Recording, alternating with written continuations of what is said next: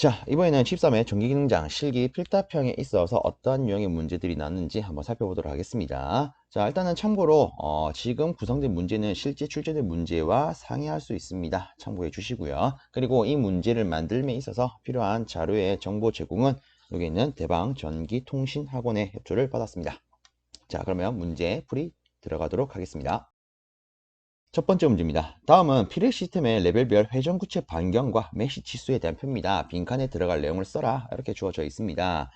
실상 이거 같은 경우에는 63회였나요? 64였나요? 이때도 그대로 나왔던 문제가 됩니다. 그래서 뭐 간단히 체크를 하자면 실상 이 피레 시스템 레벨에 따른 회전구체 반경은 첫 번째로 20이고요. 그 다음에 30, 그 다음에 45, 그 다음에 60 이렇게 쓸 수가 있겠습니다. 그리고 좀 더 간단히 체크하자면 이렇게 볼 수 있겠죠. 숫자 순서대로 2, 3, 4, 5, 6이더라. 그래서 혹시나 아마 앞으로의 시험을 준비하시는 분들이시라면 간단하게 2, 3, 4, 5, 6이더라. 이렇게 하신 다음에 동그라미 이렇게 붙이는 형태로 챙겨가 주시길 바랍니다. 이렇게 하면 좀 더 편안하게 들고 갈 수 있겠죠. 자, 그 다음에 메시 치수 같은 경우에도 실사 우린 이렇게 들고 갈 수 있습니다.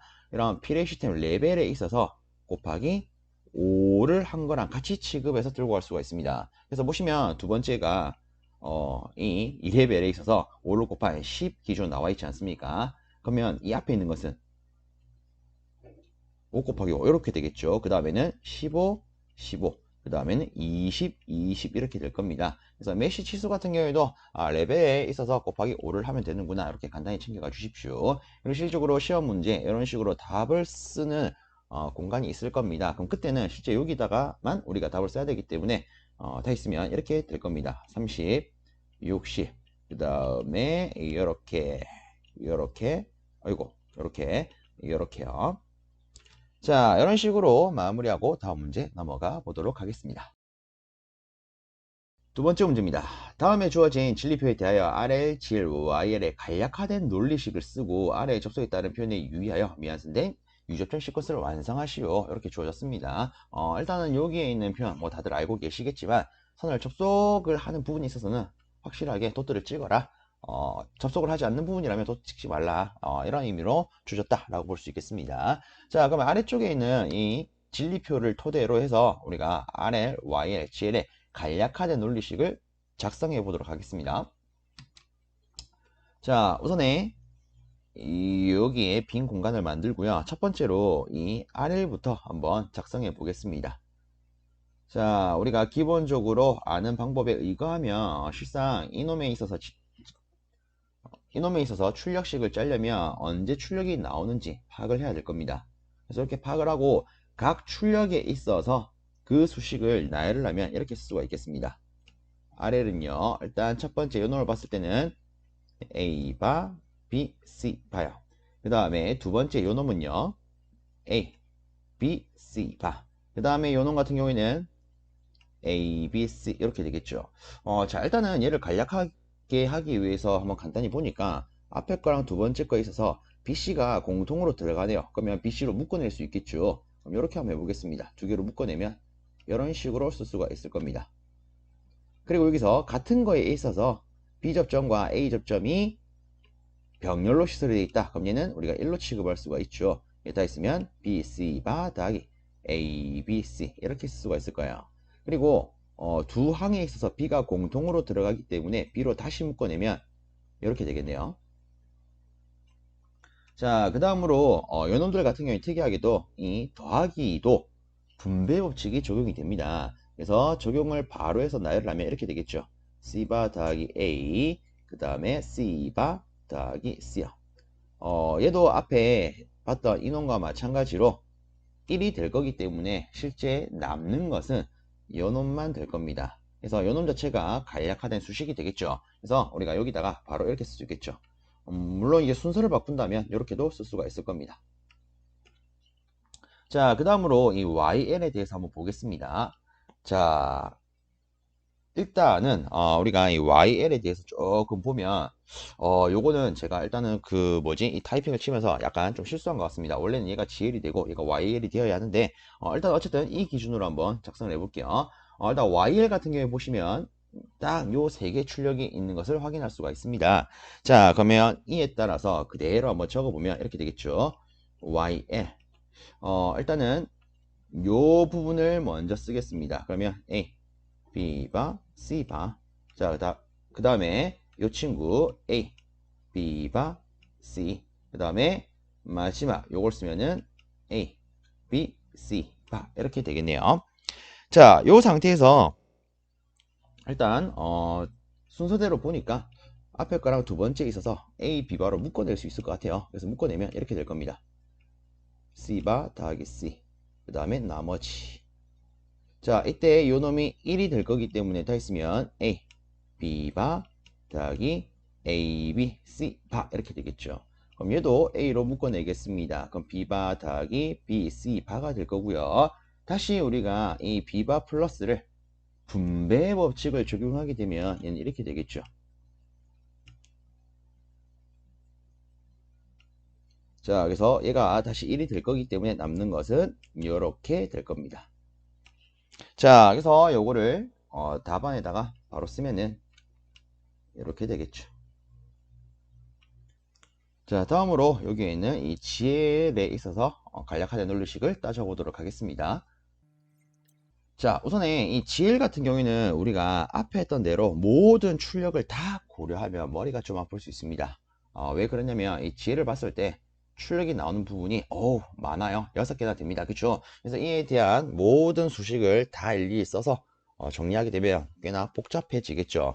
그래서 일단은 이 GL에 대한 방법을 제가 두 가지를 좀 안내를 드릴 건데, 첫 번째로는 우리가 간단하게 그 표현되는 값이 적은, 표현되는 개수가 적은 이 0을 이용하는 방법이 되겠습니다. 우리가 뭐 다르게 말하면 이 0을 나타내는 조건만 아니라면 출력이 나와요. 이렇게 말할 수도 있겠죠. 그래서 이렇게 한번 해봅시다. 일단은 0을 나타내는 거, 이놈에 대해서 먼저 출력식을 적어 보도록 하겠습니다. 적으면 A 바 도트 B 도트 C, 그 다음에 아래쪽 거 적으면 더하기 A 도트 B 도트 C가 될 겁니다. 근데 지금 제가 적은 것은 실상 출력이 나오지 않는 상태예요. 그렇기 때문에 얘를 출력이 나오는 상태로 돌려면 전체적으로 낫을 달아주면 되겠죠. 즉 이 상태가 아니라면은 출력이 나오더라. 그러면 이 경우에 있어서 우리가 전체적으로 드모르간 정리를 적용하도록 하겠습니다. 자, 이렇게 각 부분을 나누어서 드모르간 정리를 바로 취해주면 이렇게 표현할 수가 있을 겁니다. A 더하기 B바 더하기 C바 도트 A바 더하기 B바 더하기 C바요.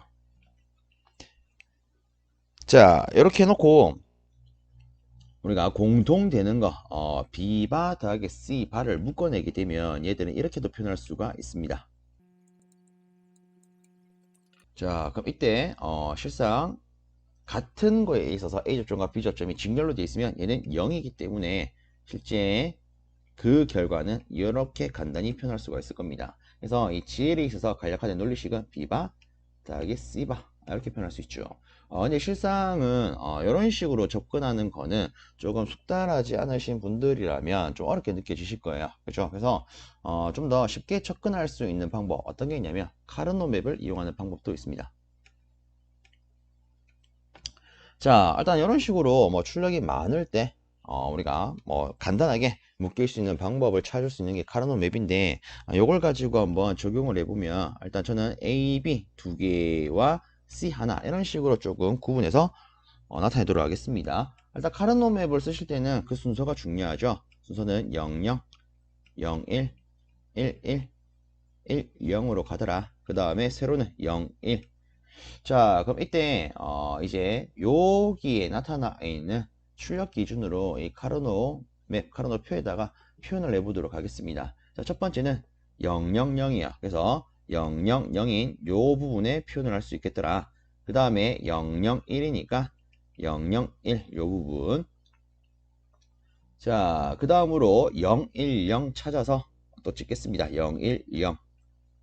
그 다음으로 100, 100, 그 다음에 101이 와야겠죠. 101. 자, 끝으로 110 찾으면 이렇게 되겠습니다. 자, 이렇게 하고 저는 이제 이렇게 묶어서 해석을 하도록 하겠습니다. 이렇게, 그리고 이렇게요. 자, 실제 이렇게 묶었을 때 우리가 위에 거를 바로 쓰면은 실상 인원 같은 경우에는 우리가 C 바로 묶은 거랑 마찬가지이기 때문에 나머지만 적으면 A바, B바, 그렇죠. 요 놈에 있어서 A바, B바, 그 다음에 요 항목을 적으면 A바, B, 그 다음으로 이 항목을 적으면 AB, 그 다음으로 마지막 이 항목을 적으면 A, B, 바 이렇게 쓸 수가 있을 거예요. 자, 이렇게 해놓고 저는 순서대로 요놈과 요놈을 묶고 요놈과 요놈을 묶을 겁니다. 그래서 바로 아래쪽에 이렇게 표현하겠습니다. 일단 C 바 해놓고요. 자, 요놈 같은 경우에 공통으로 들어가는 A 바로 묶겠습니다. 그러면 B 바 더하기 B 되겠죠. 그 다음 뒤에 것은 공통으로 들어가는 A로 묶게 되면 B 더하기 B 바가 될 거예요. 그럼 여기서 이렇게 안에 묶여있는 B 바 더하기 B들은 싹 다 1이 될 거기 때문에 우리가 다시 쓰면 C바에다가 A바 더하기 A로 표현할 수가 있습니다. 그리고 어쨌든 얘도 1이 될 거기 때문에 우리가 지금 하고 있는 이 친구들의 결과는 결국 C바가 되더라. 자, 그 다음으로 두 번째로 이렇게 묶이는 친구를 작성을 해보면 어쨌든 얘는 C가 1이 된 열에 있기 때문에 C로 묶어서 바로 표현할 수 있겠죠. 요 놈에 대해서 표현을 하게 되면 A바, B바가 될 거고요. 이놈에 대해서 표현하게 되면 A, B바가 될 겁니다. 그럼 이때 다시 우리가 여기에 B바로 묶어내게 되면 A바 더하기 A 이렇게 표현될 거예요. 그럼 얘는 결국 1이 될 거기 때문에 최종적으로는 C, B바가 되겠죠. 어쨌든 우리가 첫 번째 묶음으로는 C바를 뽑아냈고 두 번째 묶음으로는 C, B바를 묶어냈기 때문에 얘를 최종적으로 더해서 표현을 해주면 끝이 될 겁니다. 근데 실상 이렇게 표현했을 때 이게 끝이 아니죠. 얘들 같은 경우에는 플러스도 분배 법칙이 되기 때문에 분배 법칙을 적용하게 되면 이런 식으로 표현이 되고요. 얘가 다시 1이 되어서 최종적으로는 C바 더하기 B바가 되겠습니다. 그래서 실상은 순서가 조금 뒤바뀌었지만 어쨌든 결과는 같다 이렇게 볼 수 있겠죠. 그래서 뭐 요 같은 경우에는 여러분들에 있어서 조금 익숙한 방법으로 푸셔서 접근하시면 되겠습니다. 자, 이런 식으로 일단은 두 번째 문제에 있어서 소문제 1번 한번 다루어 봤고요. 그 다음으로 내려가서 소문제 2번 보도록 하겠습니다.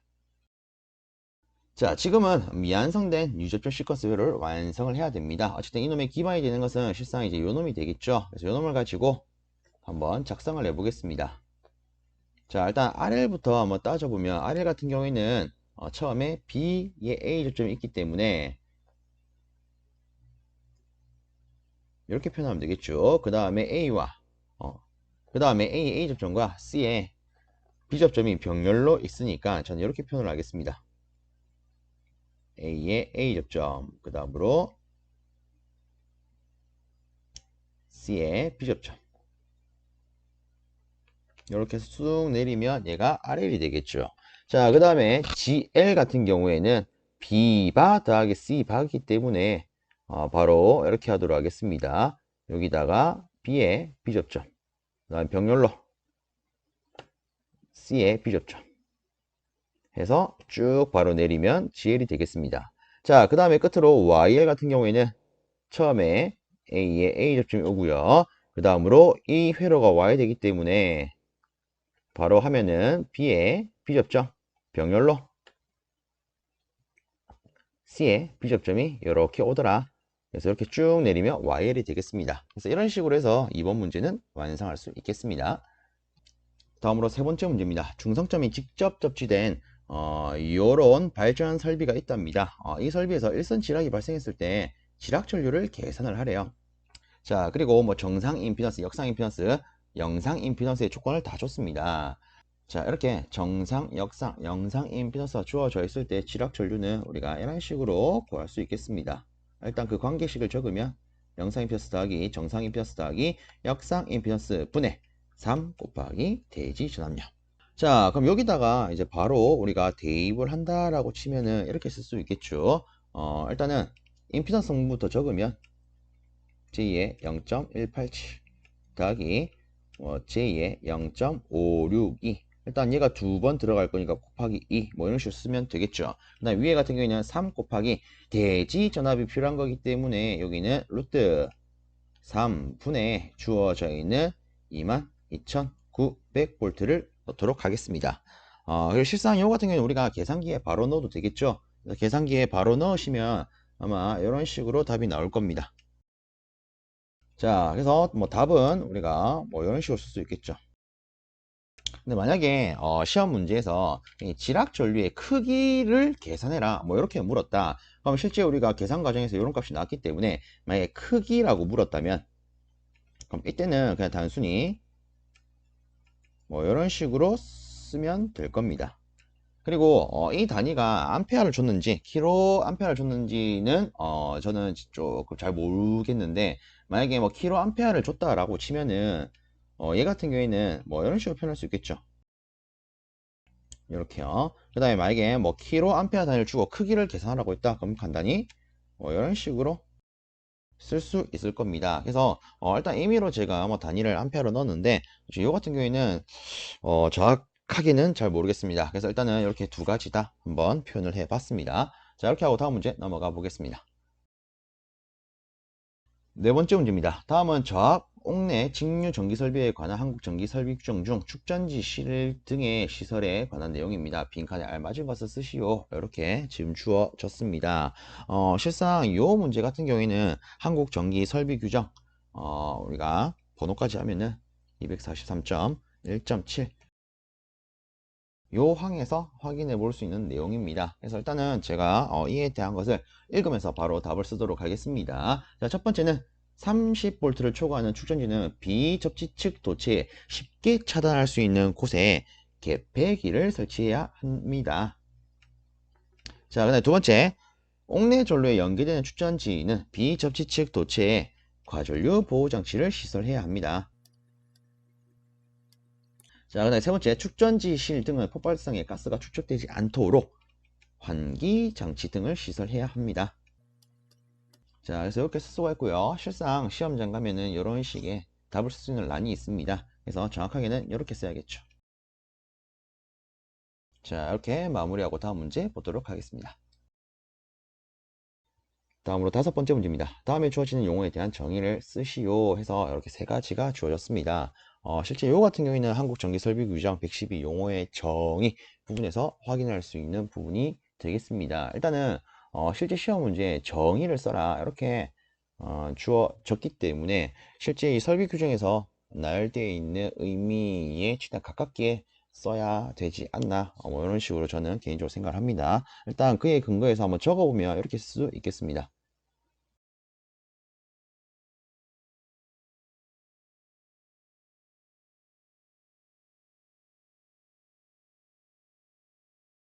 다음으로 등전이 본등에 대해서도 바로 한번 적어보도록 하겠습니다.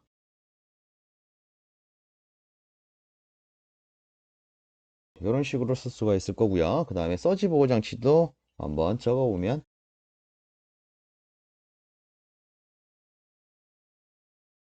이렇게 쓸 수 있겠습니다. 그래서 요거 같은 경우에는 한국 전기설비규정 112 용어 정의에서 확인할 수 있으니 참고하시길 바랍니다. 다음으로 여섯 번째 문제입니다. 3상 4선식 회로에서 A상의 전류, B상의 전류, C상의 전류가 각각 주어졌을 때 중성선에 흐르는 전류의 크기를 계산하라고 주어졌습니다. 실상 요 같은 경우에도 66회인가요? 이때 기출 문제죠. 그대로 나왔던 문제가 되겠습니다. 일단 요 같은 경우에 간단히 우리가 쓰면은 뭐 계산 과정을 이렇게 쓸 수 있겠죠. 실제 여러분들 갖고 계시는 계산기에 요거를 그대로 넣으신다면 계산기에서는 아마 이렇게 답이 바로 나올 겁니다. 그래서 요거를 우리가 어쨌든 크기를 계산하는 거기 때문에 다시 얘를 가지고 크기 계산할 때는 이렇게 하겠죠. 그래서 요거를 다시 계산기를 이용하시게 되면 대략 34.64 암페어가 나오게 됩니다. 그래서 답은 바로 이렇게 쓸 수가 있겠죠. 그래서 요거는 실질적으로 우리 계산기 실상 이 컴플렉스 모드 설정해서 바로 계산하면 답 구할 수 있는 문제가 되겠습니다. 다음으로 일곱 번째 문제입니다. 전격 용량 500kVA 변압기가 역률 0.7로 270kW의 부하와 접속이 되어 있답니다. 이때 역류를 0.9로 개선하기 위해서 필요한 콘덴서의 용량은 하고 물었습니다. 일단 요거 같은 경우에는 우리가 익히 아는 혹은 우리가 흔히 보게 되는 역률 개선 공식 가지고 풀 수 있는 문제가 되겠습니다. 자, 일단은 일정한 유효 전력이 주어져 있을 때는 우리가 이렇게 계산할 수가 있겠죠. 그러니까 세타1은 역률 개선 전 기준의 값이 될 거고요. 세타2 같은 경우에는 역률 개선 후 기준이 되겠죠. 자, 그럼 여기다가 우리가 이 조건을 바로 적용을 하도록 하겠습니다. 일단 지금 필요한 유효 전력에는 무엇을 넣어야 되겠습니까? 실제 사용하고 있는 값 기준이 될 거기 때문에 얘를 넣어야겠죠. 그렇죠. 그래서 여기서 좀 실수할 수 있는 부분이 실제 이 피상전력으로서 변압기 용량이 주어져 있고 역률 0.7이 주어져 있기 때문에 여기다가 0.7을 곱해서 뭐 유효 전력을 표현하는 경우도 있을 텐데, 근데 실제로는 이때 들어가야 되는 전력은 우리가 사용하고 있는 유효 전력 기준이 되지 않습니까? 그래서 보시면 지금 정확하게는 270kW의 부하와 접속이 되어 있다 라고 했기 때문에 지금은 270kW의 유효 전력을 쓰고 있다, 이런 기준이 되겠죠. 그래서 이 자리는 얘를 가지고 계산하는 게 아니라 실제 얘를 그대로 넣는 형태로서 계산할 수 있는 문제가 되겠습니다. 자, 그 다음에 우리가 역률 개선 전에 역률을 적으면 0.7이 될 거고요. 그리고 실상 이때 무효율은 우리가 이 관계를 가지고 대입해서 쓸 수 있겠죠. 1 마이너스 코사인 제곱 세타요. 그래서 이 개념을 여기다 그대로 적용하게 되면 실제 우리가 계산 과정에는 이렇게 쓸 수가 있겠습니다. 자, 그 다음에 마이너스 역률 계산했을 때 역률이 0.9고요. 이때 무효율은 1 마이너스 0.9 제곱, 이런 식으로 표현되겠죠. 자, 필요 없는 건 지우겠습니다. 자, 요거를 여러분들이 가지고 계시는 계산기에 그대로 넣으시면 144.69 kVA 라는 값을 얻을 수 있습니다. 그래서 여기다가 그대로 다시 한 번 더 적으면 완성되겠죠. 자, 이렇게 마무리하고 다음 문제 넘어가겠습니다. 다음으로 8번째 문제입니다. 다음은 비상 콘센트, 요거는 좀 못하네요. 비상 콘센트 설비의 화재 안전 기준에서 비상 콘센트 설비의 전원 효율에 관한 내용 일부입니다. 빈칸에 알맞은 걸 써라, 이렇게 되어 있습니다. 실상 요거 같은 경우에는 비상 콘센트 설비의 화재 안전 기술 기준 NFTC 504 항목에서 확인할 수 있는 내용이 되겠습니다. 그래서 일단 저는 이제 바로 값을 대입하도록 하겠습니다. 비상 콘센트 설비는 비상 콘센트 설비의 전원회로는 다음 각 호의 기준에 따라 설치를 하여야 하더라. 첫 번째, 비상 콘센트 설비의 전원회로는 단상 교류 220V인 것으로 그 공급 용량은 1.5 kVA 이상인 것으로 해야 하더라. 자, 정확하게 단위 표시까지. 자, 그다음에 두 번째, 전원 회로는 각 층에 2 이상이 되도록 설치를 해야 하고, 다만 설치해야 할 층의 콘센트가 한 개일 때에는 하나의 회로를 할 수 있더라. 자, 그 다음에 라스트 세 번째, 하나의 전용 회로에 설치하는 비상 콘센트는 10개 이하로 하라. 일단은 소방 회로 자체는 일단 기본적으로 전용 회로죠. 그래서 10개 이하로 하더라. 이런 내용이 있습니다. 그래서 실질적으로 아래쪽에 있는 이 답에다가 우리가 정확하게 쓴다라고 치면은 이렇게 쓸 수 있겠습니다. 단상 교류 220. 그 다음에 동그라미 2번은 1.5 kVA. 그 다음으로 순서대로 전용 회로 10, 이렇게 작성할 수 있겠죠. 자, 이렇게 체크하고 넘어가도록 하겠습니다. 다음으로 9번째 문제입니다. 다음에 주어진 단상, 이선식, 3상, 4선식 전량계 미완성 결선도를 완성하랍니다. 단 접지가 필요한 곳에는 접지를 표현하도록 한다. 자, 일단 첫 번째 소문제로 단상, 이선식 결선도를 완성시키도록 하겠습니다. 자, 혹시나 뭐 앞으로 이런 문제가 나온다 그러면 크게 딱 두 가지를 기억을 해 주십시오. 일단 이런 문제 같은 경우에는 기본적으로 첫 번째는 동일 문자 간에 연결하면 되더라. 자, 일단 보면 여기에 있는 문자 기호와 아래쪽에 있는 문자 기호 똑같은 걸 확인할 수 있죠. 그렇죠? 그래서 이런 문제 나오면 첫 번째로 동일 문자끼리 연결을 하자. 그 다음에 두 번째로 부하측 전선 혹은 중성측 전선이 있으면 접지를 하자. 일단 크게 이렇게 두 가지 딱 챙겨주시면 앞으로 이런 문제 나오면 여러분들 입장에서 충분히 헤쳐나갈 수 있지 않을까 싶습니다. 일단 보면 이렇습니다. 우선에 여기 보면 PT가 있고요, CT가 있습니다. 그렇죠? 요 놈들을 각 똑같은 문자끼리 접속을 시켜 주도록 하겠습니다. 일단 편의상 색깔을 좀 구분해서 쓰면은, 자, PT부터 들어갈게요. 일단 P1부터 접속을 하면 이렇게 될 겁니다. 그 다음에 P2 이렇게 되겠죠. 자, 그 다음 여기 있는 CT 양 단자를 접속시키겠습니다. 똑같은 것끼리 접속을 해주면 이렇게 될 거예요. 이런 식으로요. 그죠? 자, 그러면 지금은 제가 언급했던 동일 문자끼리 연결하는 게 끝이 났습니다. 그 다음에 두 번째, 부하측 내지 중성측 전선은 접지를 해야 되더라. 이 PT 같은 경우에는 숫자 순서대로 봤을 때 그 마지막으로 오는 거, 이 친구 기준으로 우리가 여기가 부하측이야, 이런 식으로 볼 수가 있겠습니다. CT 같은 경우에는 친절하게 소스, 로드 이렇게 표현되어 있죠. 이 소스가 전원, 로드가 부하를 의미를 합니다. 그래서 이런 식으로 두 개 묶어서 이렇게 접지를 시행하면 이놈의 결선도는 끝이 나겠습니다. 그러면 이와 같은 방법으로 아래쪽에 있는 3상 4선식도 마무리 지어 보도록 하겠습니다. 자, 일단 1차적으로 여기에 있는 이 CT에 있어서 각 부분 이름 똑같은 것끼리 접속을 해주도록 하겠습니다. 우선 P1부터 들어갑니다. 그 다음에 P2, 그 다음에 P3, 그 다음에 P0.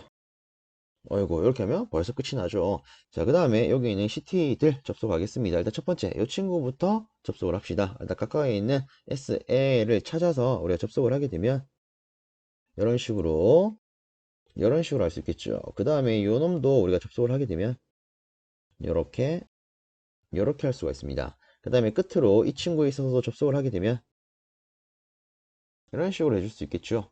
자, 그 다음으로 중성측 전선이나 부하측 전선은 우리가 접지를 해줄 필요가 있습니다. 특히나 이 PT 같은 경우에 보시면 여기에 있는 P0 잘 보십시오. 위에 보시면 모든 선이 묶여 있는 것을 확인할 수가 있습니다. 즉, 이 P0가 의미하는 게 곧 뭐가 된다? 중성점이 된다. 그럼 결국은 이 선 자체가 우리가 중성측 전선이라고 볼 수 있겠죠. 그래서 그냥 간단히 여기 묶여 있는 이 점을 이용을 해가지고 이렇게 선을 뺄 수가 있을 거고요. 그 다음에 각 CT에 있어서 로드 부분을 묶어서 이렇게 접지하면은 이 문제는 끝이 나겠습니다. 그래서 앞으로 시험 문제 이런 게 나온다. 그럼 간단히 이런 식으로 처리하시면 되겠습니다. 자, 이렇게 정리하고 다음 문제 넘어가겠습니다. 끝으로 10번째 문제입니다. 총 설비 용량이 이렇게 주어져 있고요. 역률이 0.85인 수용가가 있답니다. 수용가에서 하루 중 다음과 같은 기준으로 부하를 사용할 때 수용률과 1부하율을 계산하랍니다. 일단은 여기에 관계된 것을 우리가 좀 하나 떠올리자면 이런 게 있죠. 평, 최, 총, 부수요.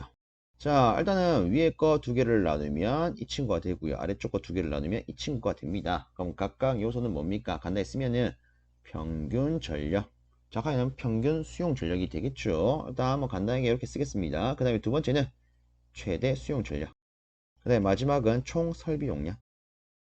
자, 그럼 이때 부는 부하율, 아래쪽 수는 수용률이 되겠습니다. 그래서 위에 거 두 개 계산하면 부하율요, 아래 거 두 개 계산하면 수용률요. 그리고 또 우리가 한 가지 더 챙기자면 이 가운데 있는 최대 전력을 기준으로 우리가 두 개를 쪼개서 쓸 수가 있습니다.